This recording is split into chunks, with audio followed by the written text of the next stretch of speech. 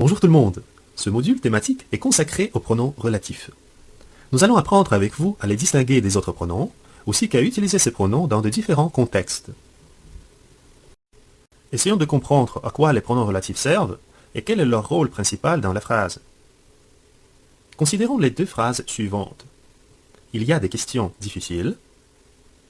Et deuxième phrase, elle ne peut pas répondre à ces questions difficiles. Ces deux phrases, nous pouvons les réunir. Il y a des questions difficiles, elle ne peut pas répondre à ces questions difficiles. Mais ce n'est pas très joli de répéter chaque fois des questions difficiles. Essayons de remplacer ce groupe de mots tout en gardant toutes les informations contenues dans les deux phrases. Il y a des questions difficiles auxquelles elle ne peut pas répondre. Nous ne répétons pas cette fois des questions difficiles, mais nous avons utilisé un pronom relatif auquel pour rendre la phrase plus élégante.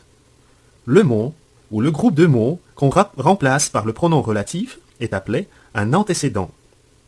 Dans cette nouvelle phrase que nous venons de créer, il y a des questions difficiles auxquelles elle ne peut pas répondre. Des questions difficiles est un antécédent du pronom relatif auquel. Ainsi, le pronom relatif établit un lien entre le mot qu'il représente et la proposition relative qui explique ou détermine ce mot. J'aimerais maintenant parler des fonctions que les pronoms relatifs peuvent remplir dans une phrase.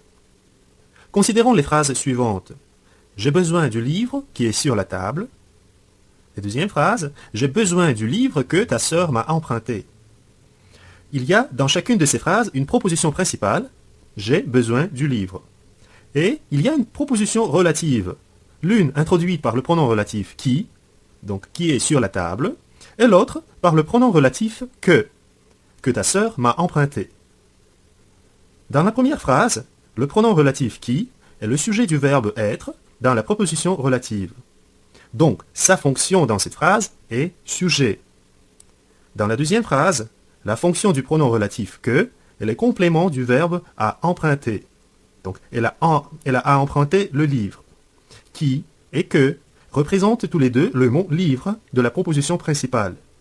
On dit que le mot livre est l'antécédent de ces pronoms. L'antécédent est toujours le mot qui figure dans la phrase et que le pronom relatif représente.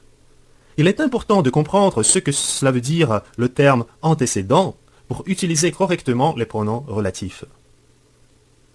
Qui et que servent à relier les phrases indépendantes. J'ai besoin du livre et ce livre est sur la table. Ça, c'était la première phrase. Et de l'autre côté, nous avons « J'ai besoin du livre » et la deuxième phrase « Ta sœur a emprunté ce livre ».